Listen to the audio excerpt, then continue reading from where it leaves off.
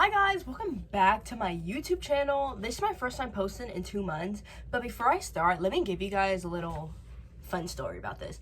This is my third time, well, this is my fourth time trying to film the intro and my third time trying to film the video in total, because the first time I missed the whole show, the second time I didn't like it, and the third time, this is just now because I rewrote my script and I'm gonna refilm everything, and I changed the whole topic of the video, and it's currently 9:53 on December 30th, and I want to post this before New Year, so hopefully tomorrow. So yeah, this is gonna be very fun, but let's go into the video now. So since 2023 is coming to an end, I thought I would share some of my favorite dramas from this year and the dramas I recommend you guys. And these are kind of the most binge watchable dramas too, because I'm a binge watcher. So you guys know I got you. My favorite dramas of the year, the dramas I would recommend you. And the reason why I'm not talking about all the dramas that came out in this year that I watched, because some of them were really bad and some of them just weren't worth my time, and frankly weren't worth your time. And I'm not talking about my whole watch list, because it's like 40 this year alone, because no one has the time for that. I don't have the time for that. No one really cares. But yeah, just know I have some good recommendations. I've seen more than 90 dramas, and for American shows I've seen about probably the same. So I think I'm a TV connoisseur, you know. I think you can trust me for some recommendations. So, but yeah, let's get into the video. So the first drama I want to talk about is something from my favorite actor, Nam Joo-hyuk.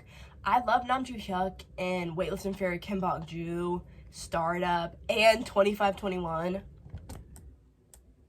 That's my 2521 poster. I think it was really interesting to see Nam Joo-hyuk play something other than to play in a genre and other than romance, and I really want to see him in more in similar dramas like this, because I think he could really shine. I love seeing him play Ji-young, which is his character, because I think he made Ji-young seem like such an interesting character, because he's a police officer who is a psychopath, very, not loosely, strongly maybe, I don't really know. I found that really interesting, in his motives and what drives his character. And I know you guys don't want to ask, like, don't want to know, but my favorite scene from this drama is at the end, when all the conflict is gone, the bad guys are dead, where they're doing the police pledge, and you can see Ji-young stare into the police officer or the camera, not doing it and not saying it.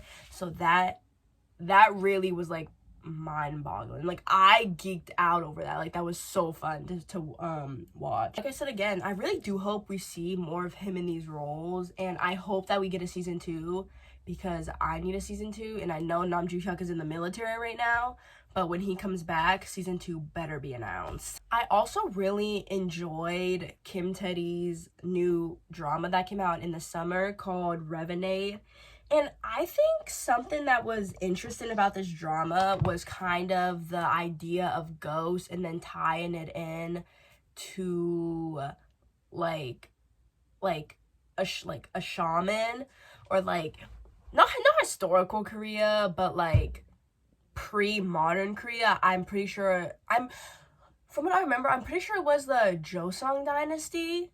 I don't really remember, okay? I watched this in 2 days, so it's really there, but this show left such an impact on me because I loved Kim Tae-ri's character. And another actor I really like is in this drama, and he's in Weak Hero Class 1 as well. I think that this show was destined for greatness as soon as the cast list came out, because everyone in this show can act, and I liked how the ending wasn't happy or sad. Like, it was kind of bittersweet in a way, and I think that that was a really nice way to end the drama, instead of making it like full-blown sad, like, oh my god, like, she dies, no, and like happy, like, oh my god, like, she went through all that. and it magically became like happy and all the problems are fixed. No, she went through all that. Her problems are not fixed. Her problems are worse, but she's happy. Bittersweet. That was pretty much all. Like, I really loved, I don't like how people kept shipping her and that old man. They were not given romance. They were given father and daughter. Another drama that came out in the summer, and at the beginning of the summer in like June, was Bloodhounds. I didn't watch Bloodhounds in June. I watched Bloodhounds the last day in July. So July 31st, I was sad. And I finished this in one day on the airplane because I was leaving Florida, and that was a 2.5-hour flight. I watched it on the plane when we were driving back, which was like a 2-hour drive. Watched it in the car, went to bed, woke up, finished it. But I think I really like Bloodhounds because I'm a sucker for a good romance, and I'm a sucker for a show about friendship.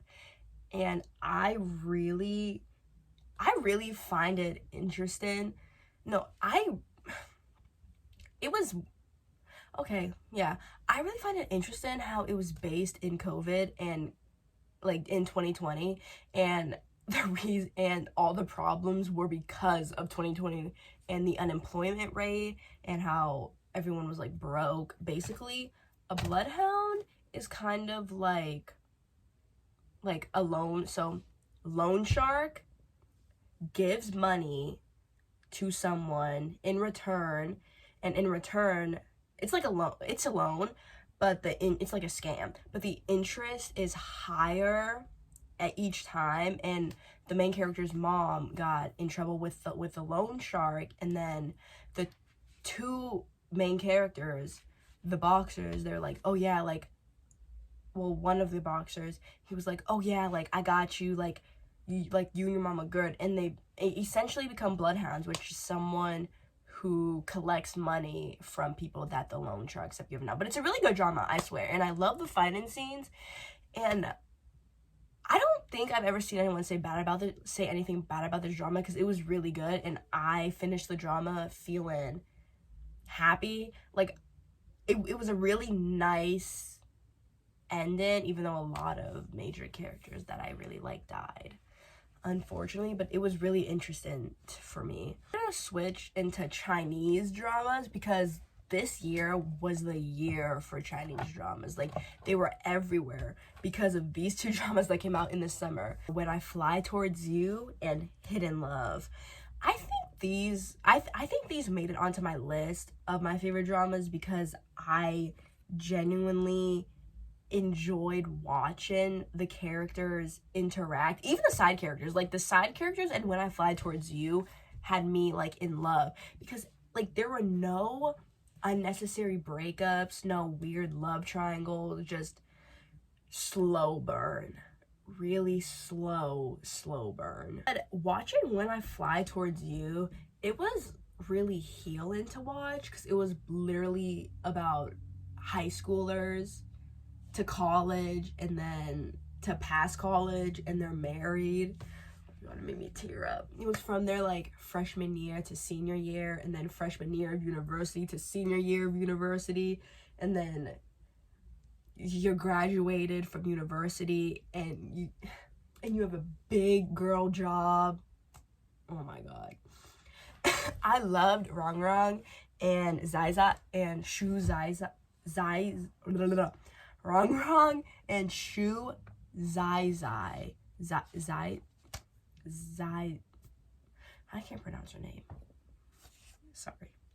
I tried. But I love those two because the whole purpose, like kind of like one of the major details in the show is that she carries a digital camera around and she records her friends in these fun moments, and it's kind of like her thing. And Rong Rong, and when they become friends, she lets Rong Rong like film, and he films a video of her yearly, and then in the proposal he uses those videos to propose to her. I'm shocked. Like, I love that detail, and I love them. They are a part of me, and that's all. And the OST is really good. Now with Hidden Love, I don't really know why I loved it so much, but I think something about the story was so compelling because it's a really mature drama, and it's a really healing drama as well, because you can see the genuine love and care that they have for each other. And I love the OST. That's literally all. The OST is fantastic, and I think that everyone should watch Hidden Love because you will fall in love and you will love it, and you will cry over them and laugh over them and kick your feet and giggle over them in your bed at like 2 a.m. But that's pretty much all. And I love the cast with Hidden Love as well. I think this is one of the shows that the cast really stuck with me and became prominent. Like when the show ended, I looked up the cast members on Instagram and Weibo. Back to the K-dramas. I loved season 2 of Uncanny Counter and Sweet Home because Mun and Hyung-soo are some of my favorite characters, and I always look forward to seeing them again because I think that they bring so much to the table and that they're really solid main characters who have really nice in-depth stories, especially about Hyung-soo, because I think Hyung-soo had a really nice character development, and I especially liked season 2 of Sweet Home a lot, even though everyone hated it, because it kind of showed Hyung-soo seeing his monster side in a new light. Like, even though he's kind of becoming the one thing he didn't want to be, he's doing it under moderation, I guess. And season 2 of Uncanny Counter was really good because of the OST. Gravity, thank you. You ate with that. I don't know what to say. But watching their stories continue just in general was really enjoyable, and I love the new cast of Uncanny Counter. So I think that was a really nice drama of the summer as well. And Sweet Home was a really nice winter drama to watch. Like when season 1 came out, that came out in the winter. So I really enjoyed that a lot. I'm switching it up again, and we're gonna go to Japanese dramas because I watched a few, but only one really stuck with me and made it onto this list. And it's a live action movie called My Happy Marriage, and I love the movie so much I watched the anime too. And this was my first time watching a full anime and finishing it in like 3 years, since like 2020. So that was really fun as well. I really like this franchise in particular because I love a good fantasy romance. Like, let me tell you, I will eat up any fantasy romance ever, and I love the underdog route to like a big shot, which is literally what the main character Mio, I think her name is Mio, like is like, she's low-key an underdog, and then when she marries the general, she like skyrockets into her full potential, and I love seeing that. Like, that was really nice to see, and I love the romance, and I love the live actions cast visuals, and I really like, honestly, like, to be honest, the anime and the movie, like, the anime has so much extra detail and the movie doesn't, but the movie plans it out so well, I couldn't even be mad about it. Like, it would be nice if we had the scene where Mio saves the general at the last episode from like dying, but we didn't get that. I don't think, anyways. I watched this in like October, so I might be wrong, but I thought that was really nice. Back to K-dramas. I am gonna talk about the show that made me sobbing my eyes out. It's a romance called The Eighth Sense. Everything about this drama was perfect to me because I love, so I'm gonna talk about the color grading and the cinematography real quick. This drama got praised a lot for the cinematography when it first came out in like April, and I see why. Like, it's pretty nice, and the color grading is really interesting to me because there's this character, his name is Jaeyoung, around there. Wait, yeah, it's Jaeyoung, and he has depression and he goes to therapy sessions, and we see that throughout the show, and we see his therapy sessions in the show. And whenever he is on screen by himself, the color is like really gray and like dark, and it's then when Jaehyung is with this other character named Jihyung or like Jaehyun, you can really Jaehyung, you can really see that the color goes from this like dark and gray to this vibrant like, and I thought that that was really interesting because it's insinuating that Jihyun is Jaehyun's light, and I thought that that was really cute to me.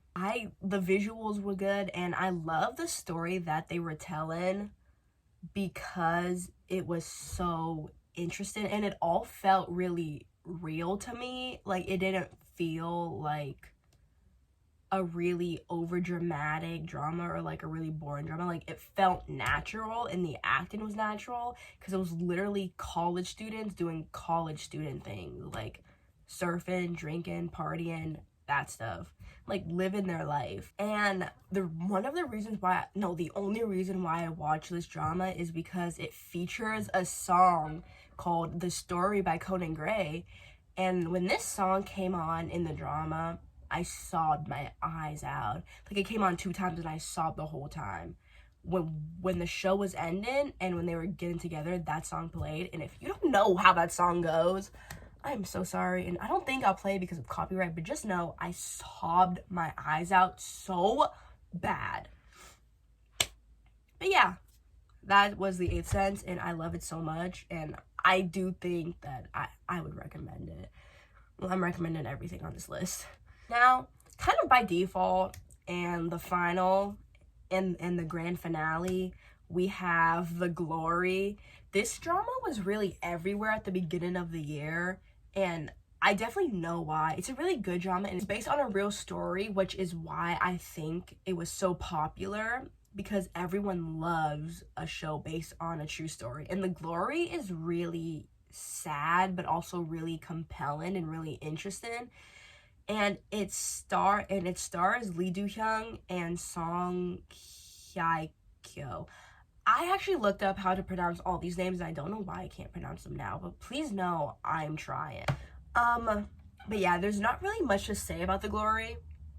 I think you would have to watch it to kind of understand what I'm trying to say, but I loved how it was split up. It was split up into 2 parts. How I can describe it is that it was like setting up for revenge and then revenge. I thought that it was really satisfying to watch Dong-in kind of slowly get her revenge and get what she wants. Now I do think that the romance aspect, not really romance, but the romance aspect of the show was really unneeded, but I don't really care. It's whatever. Watching watching Vigilante kind of reminded me of The Glory, so I put that down in my notes. And I do think that the Glory is really good, but it's also really sad if you're really empathetic and like you take everything personally. I think you would sob your eyes out if you watch this. But yeah, that was all for the video, and I hope you enjoyed seeing my review on my favorite dramas of the year, because I love watching TV and this is all I do. So I think I've gathered a lot of knowledge about TV. But yeah, make sure to subscribe, like, and comment for more, and I wanna do a video talking about my top 5 favorite shows of all time. So maybe if this does good, I'll do that just for like something fun. And Happy New Year, by the way. And I hope 2024 is a good year for everyone, because trust, I cannot do another 2023. Make sure to follow me on all my social medias, which is linked in the description, but my name is Rewayne3 everywhere, like my YouTube channel name. And I have a Yes Style code too, so on your next order, if you want to use that, please do. The code is also in the description, but My code is ReWayne325. So it's like Stray Kids' debut date, if anyone caught that. ReWayne0325, aka March 25th.